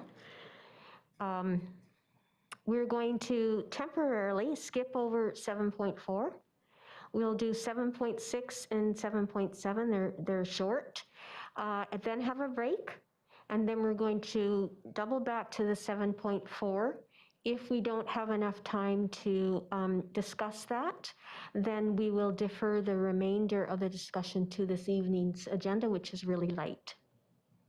All right, so on to 7.6, SILGA resolution, benefits for local elected officials.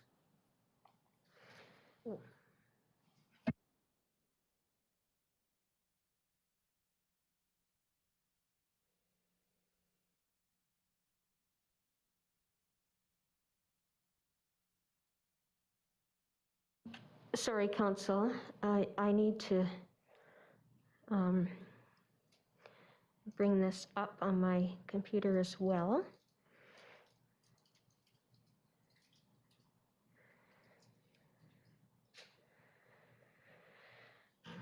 I have to find it again. Let's see.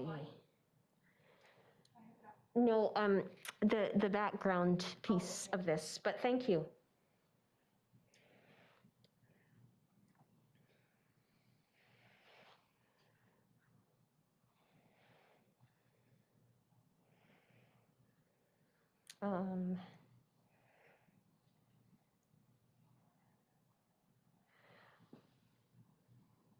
Okay. So I brought forward this proposed resolution for Silga. This is our last opportunity to do so at a regular council meeting. I'll introduce it and then I'll bring forward the resolution. A diverse group of leaders serves the public better when they reflect the diversity of the communities they serve. This is true of nonprofit, for-profit, and all levels of government. At the local government level, council and regional district members provide the services people rely on most and make decisions on matters that ideally build a healthy, inclusive, and sustainable community. When people with diverse perspectives and experiences are elected to local government office, it creates the opportunity to have better debates and discussions about the community's future. And I would say that our council is a perfect example of that, with our various lived experiences and perspectives. Diverse candidates, including, among others, young people, parents with young children, especially pregnant and new mothers, and those with lower incomes may experience several barriers. Over the past couple of years, in speaking with local government colleagues and people potentially interested in running for local government, one of these barriers is remuneration. Elected officials are neither considered employees, staff, nor contractors. Remuneration is relative to the hours local government officials spend on their work, a small stipend. There is limited access to benefits such as extended health coverage and no access to extended sick leave or maternity or paternity leave. Local government council or board members can only subscribe to an extended health plan. Costs are fully borne by the elected official if at least 3 members of the same council or board wish to do so. This option is only available for a limited time to a newly elected council. This resolution proposes that UBCM and the province work to establish an extended health program for local government officials with the goal of reducing the number of barriers to attracting more diverse voices to run for elected office. And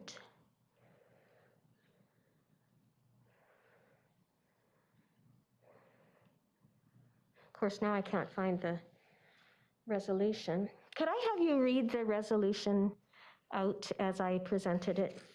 Thank you, Kendra.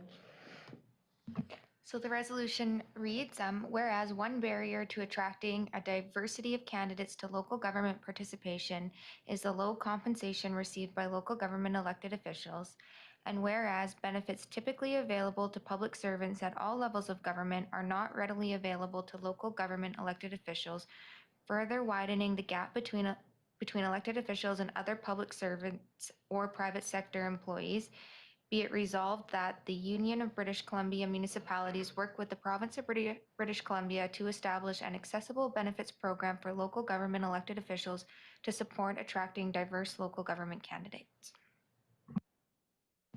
Thank you. Is there a seconder for that? Thank you, Councillor Traynor. And then further discussion or questions of me? Councillor Barkle. I know that I think it was in Penticton one time they brought forward the idea of benefits for council, and it wasn't well received by the public. But regardless of that experience in that community, I really think it is a good idea. I have full benefits. It's not in my self-interest, but I think that the more you can do to attract the full range of the demographics of a community, the better. I know a recent, I was corresponding with a counselor from another community and noted that they had 7 candidates for 6 positions on their council. And, that just doesn't provide choice. And in a democracy, the only losers at an election are the public if they don't have the choice. So I support this. Thank you, Councillor Breckler. Anyone else? Councillor Trainer. Yeah, I think that this is a good idea. I was once talking to a mom in Summerland, and I asked her, she had a lot of ideas about council, and I said to her, well, why don't you run in the upcoming election? And she said to me, are you crazy? I have 2 little kids and I wouldn't be able to afford it. And so I think that, for people in their 30s, 40s, and 50s, who want to run, they want to, but they can't necessarily afford to, because this position doesn't pay enough for you to be able to do it without having another job or having a spouse that works and earns enough money to support you. Especially if you have kids, it's pretty difficult. I'm lucky that I have my parents close by that can really help out. But if I didn't have them, I wouldn't be able to afford childcare to come and do this job. So I think that it's worth discussing, and it's worth seeing what the provincial government has to say. And people that run and get elected can opt out if they want to. It's up to everybody, their own individual choice. But to have that choice, I think would attract more people to consider running. And I think it is really important to have people of all ages on council.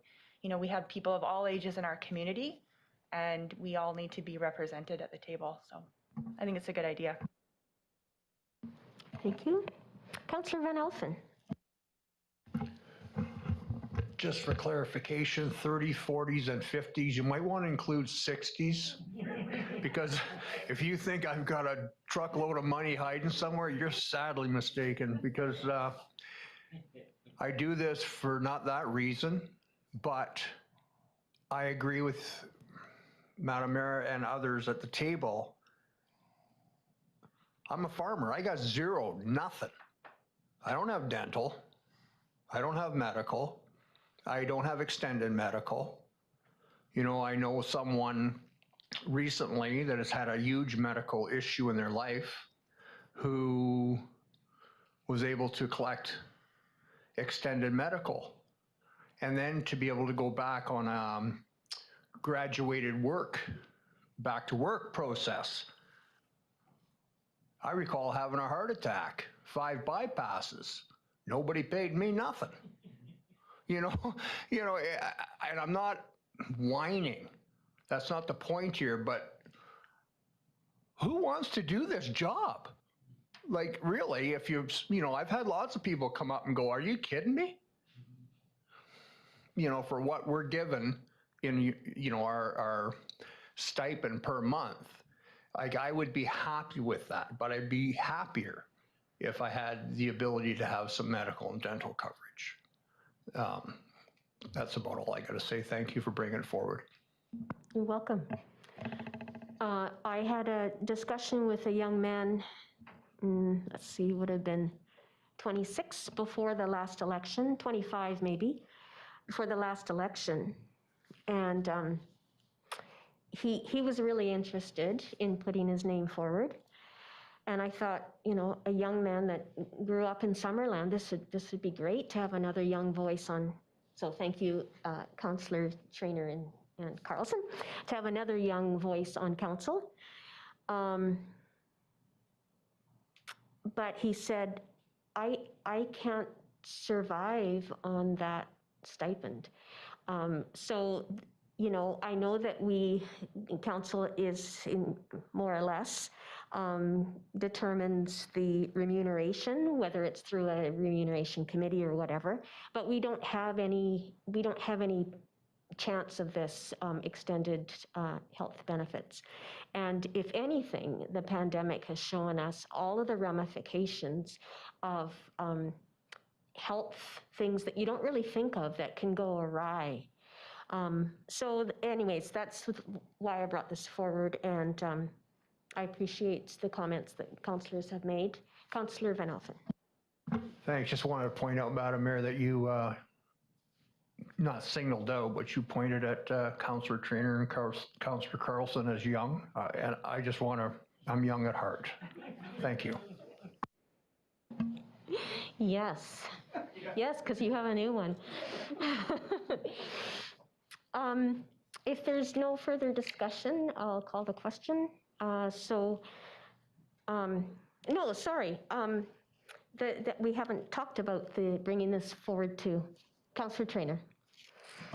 I just wanted to add to, I think it's important that this comes from the province too, because I think when individual communities make decisions about this kind of stuff, then they can be picked on or can, you know, and I think that if things are the same across the board for all communities, then it just makes it easier, you know, and then everybody's on the same page, no matter where you run in the province, you know, you're gonna, you know, you're either getting benefits or you're not, you know, what wage you're getting, and so I just think that's really helpful when the province provides its support or some guidelines so that it's just the same for everybody and makes it more fair. Okay, could I have someone bring forward the resolution that's there, please? So it's not the resolution that Kendra just read out. That's the resolution that will go forward to the SILGA Resolutions Committee and the UBCM Resolutions Committee. But if someone could bring forward this resolution, please, that's in your staff report. Councillor Van Alphen. Thank you, Madam Mayor. That council support the submission of the resolution benefits for local elected officials to the Southern Interior Local Governments Association, SILGA, as attached to the report of the corporate officer dated February 14th, 2022. Thank you. Seconder, Councillor Trainer. All in favor? Great, thank you. Thanks very much, Council. And on to 7.7 before our break, appointment of the Chief Election Officer and Deputy Chief Election Officer for the 2022 general local election. Thank you, Madam Mayor. So as the local general election is being held this October 15th, legislation requires that a chief election officer and deputy chief election officer be appointed by council for the purposes of conducting an election. It is the recommendation that for the 2022 general local election that the corporate officer be appointed as the chief election officer and the deputy corporate officer be appointed as the deputy chief election officer. Okay. Are there any questions?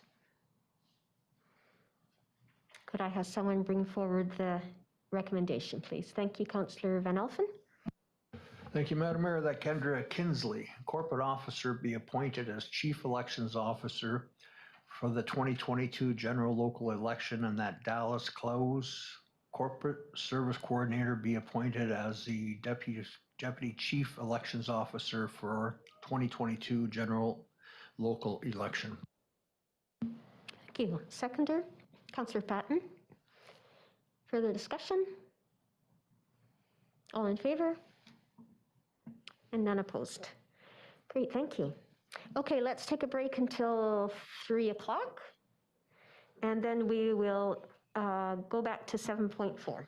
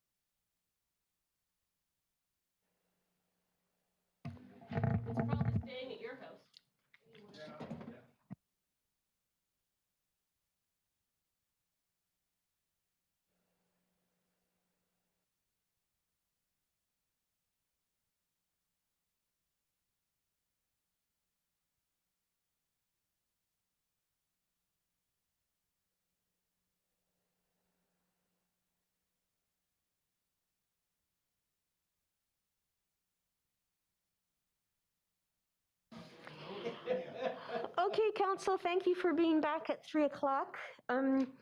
As you know, we have another meeting directly after this. So we have allowed 15 minutes for now, and then we will resume this evening on this bylaw. Okay, so the reason we're doing that is because, of course, this is a big deal, and we need to have the chance to speak our minds and have discussions. So we'll open with CAO Stat. Thank you, Your Worship. One of the pillar goals of the province's Clean BC plan is to reduce GHG emissions from buildings more than half by 2030. The review and update of the district's building bylaw has been a strategic priority project since 2019. Council actually created the Development Process Improvement Advisory Committee to support our updating and modernization of the building bylaw and the associated processes and innovation. Additionally, the district's community energy and emissions reduction plan provides as a high priority action plan item that the district become an early adopter of BC's Energy Step Code. The province of BC is moving forward with their Clean BC plan, which includes requiring the adoption of the BC Energy Step Code prior to the end of 2022, and for all homes to be constructed at a 20% or greater energy efficiency level than the BC Building Code. As will be discussed shortly, the draft building bylaw and fees and charges amendment bylaw include the adoption of the BC Energy Step Code for simple Part 9 residential buildings and other elements for greenhouse gas reduction, identified as action items in the district's community energy and emissions reduction plan. The Municipal Insurance Association of British Columbia has created a model building bylaw that responds to the Building Act, the Step Code, and the 2018 BC Building Code for use by member local governments. So we've actually used this model bylaw to support our draft bylaw creation for Council's consideration today. Finally, I want to point out that as part of our commitment to customer service and responsiveness, we have actually also included a maximum timeline standard, which, if adopted, would require that upon receiving a complete building permit application, district staff have a maximum number of working days, depending on either a complex or a simple building, of course, but a maximum number of working days to either issue or refuse a building permit. We are proposing a fee refund of 20% if notice of permit issuance or denial is not provided in the allotted time period in the bylaw. And with that, I'll turn it over to Mr. Dolovit, Director of Development Services, to run through these slides on his presentation. Thank you. Thank you, CEO Stat. Just before I get going here, I just want to say as well, I'm extremely happy to be presenting this draft building bylaw for Council's consideration today. It's been a fruit of many months of work behind the scenes with engagement activities, which I'll get into with our committees, including our Development Process Improvement Committee, and also engagement with our local builders. So I'm happy to be presenting it now for Council's review and consideration. So some background information before getting into the actual bylaw itself. The Building Act was a new act that came into force in 2017 that basically the province brought forward to create some consistency across all local governments and how they administer the BC Building Code. The new act, Section 5 of the act, restricts the local government's ability to set technical building requirements that are also set in the BC Building Code. There are some items that are still left unrestricted, and these are the terms that the province uses, unrestricted to local governments to have flexibility at the local level in implementing technical requirements. And so just listing a few of these unrestricted items, one of which is the implementation and adoption of the BC Energy Step Code, which may be changing in the future with the Clean BC plan that CEO Stat referenced. Authorities of the Local Government Act for development permit areas. And just another example is fire sprinkling bylaws that were adopted prior to December 15, 2017. And actually, we do have a bylaw that is referencing fire sprinkling adopted prior to that date. But just an important note here is that if there's any other building requirements that are technical building requirements that are included in any local bylaw, it doesn't have to be a building bylaw. But they're also addressed within the BC Building Code. Those building requirements are now considered null and void and of no legal force. And the BC Building Code is the ultimate deciding factor for those technical building requirements. CEO Stat also mentioned the MIA-BC core bylaw, that this is an added value item that the Municipal Insurance Association BC provides local governments is this template core bylaw that was updated with the new Building Act as well as the 2018 Building Code and provided to small communities like ourselves in bringing forward new building bylaws, which this draft does follow for Council's benefit.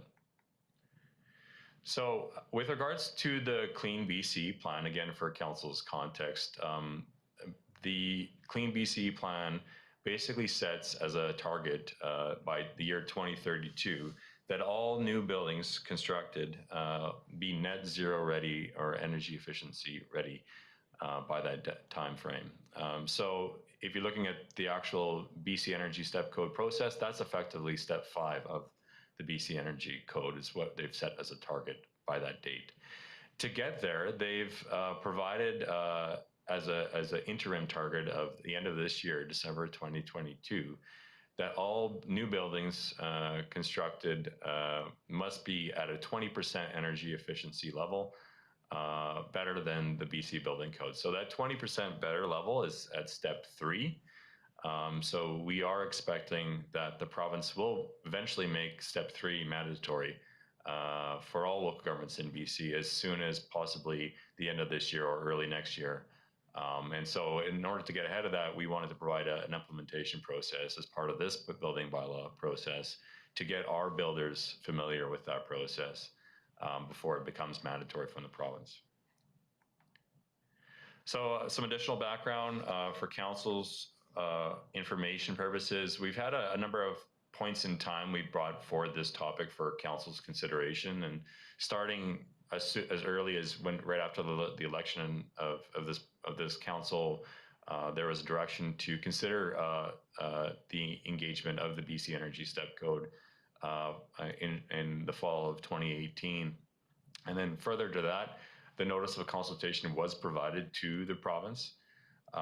My predecessor came shortly thereafter in June of 2019 and came forward with a draft version of a new building bylaw and presented that to Council on June 24th and was requesting first reading at that point in time, if you remember.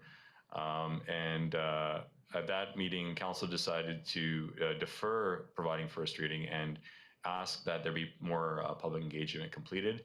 And that ultimately led to the initiation of the Development Process Improvement Advisory Committee as a key stakeholder committee for this bylaw review process in early of 2020.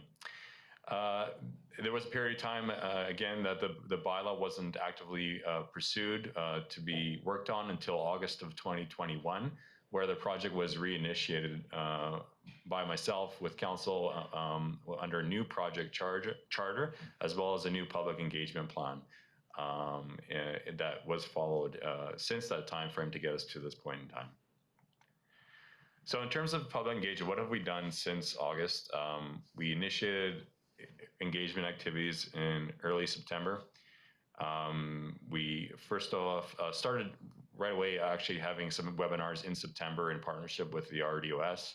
The RDOS was going through their own implementation and consultation process for the BC Energy Step Code. So it the timing lined up well and to partner with the RDOS on a lot of our engagement activities. We went forward with a builders survey. That was a public survey that was open September 15th to November 1st, which I think attachment number 9 of your council package provides the results of. A builders breakfast event was held at the George Rieger Arts and Cultural Center in the morning, which we had some great engagement and discussion from our local builders at that event. We've had meetings separately with Canadian Home Builders Association, the South Okanagan chapter, about our building bylaw process, as well as our potential adoption of the BC Energy Step Code. And then finally, we've wrapped up all of that engagement results, and we've had a number of meetings at the Development Process Improvement Committee to present the engagement results from our surveys and also get their feedback on what elements of the survey results should be incorporated into the draft building bylaw that's before you today. So in terms of the actual engagement survey results, just to summarize, there's a few questions in there that you can look at specifically, but to summarize some of the responses back from the survey, that most people were in support of the district becoming an early adopter of the BC Energy Step Code, starting with either the step 1 level or even jumping right up to step 3 in recognition that a lot of other jurisdictions are already at that level, and we're playing catch up in comparison to a few other jurisdictions. There was also some support for small farm buildings, above ground pools, temporary buildings, and also shipping containers being exempt from requiring a building permit, which is part of the draft bylaw. There was support for building code leniency for downtown buildings, which was another element that we've tried to address in the draft bylaw. Also support and lots of discussion at the Development Process Improvement Committee on this topic as well, of a reduced inspection schedule of our building officials for projects that are relying on professionals. And by professional, just so that for those that don't know what we mean by that, it's either an architect or an engineer that's on file, on record as part of that building permit process. If we are taking letters of assurance from that professional, we're going to rely on those letters of assurance and the field reviews of that engineer or architect versus us actively inspecting that project. And then finally, there was support from the survey results on a mid-construction report fee rebate, which would be part of the step code implementation process, which I'll get into. Okay, if we've still got time, I'm going to keep going here into the draft building bylaw elements of the draft that's before council today. So a big goal of the draft building bylaw was a regional consistency and collaboration from our other regional partners, such as the City of Penticton and the RDOS. We've started, as part of this process, engaging regularly together with the building community, which is a positive, and we want to continue doing that as well as we move forward with education opportunities for our builders as we roll out the BC Energy Step Code through partnerships with the city and the RDOS. Just for council's information, the City of Penticton was one of the earliest adopters of the BC Energy Step Code in the Okanagan Valley. They've adopted step 1 for a few years now, and they've just recently, last spring, they moved forward to requiring step 3 as a mandatory requirement for all Part 9 residential buildings within their jurisdiction. The RDOS already mentioned undergoing their own consultation. They will be presenting their own draft bylaw amendments soon to reflect the early adoption of the BC Energy Step Code. And in terms of the draft bylaw prepared itself, consistency was recognized by staff as being very important for a number of reasons. One, for our local builders themselves. If they're building in the City of Penticton or the building in the RDOS, and then they come to the District of Summerland with a project, we want to ensure that the expectations that we're setting within our building bylaw are going to be consistent from what they've experienced at the city or the RDOS or Peachland or even Kelowna as well. So for that reason, we tried to maintain a lot of consistency with the types of processes and requirements that these other jurisdictions are doing. As well as something that's been flagged as important to the Canadian Home Builders Association is to try to maintain consistency across all our local government jurisdictions. And then finally, more looking district inward is looking at our software grant project that we're, as another key development process improvement project of councils, is we see some potential for partnering with the RDOS and or the City of Penticton in the future with software, with having a regional portal perhaps for applicants, and the closer aligned our building bylaws are going to make it easier to implement that type of shared software service. So that's another reason why consistency was felt to be important. Time's up. Thank you, Brad. That's great to at least get us started on this. And then we'll resume tonight. Do we need a resolution to defer to tonight's? Yes. Would someone like to thank you, Councillor Van Elfen and Councillor Barkle? Any questions about that? All in favor? Great.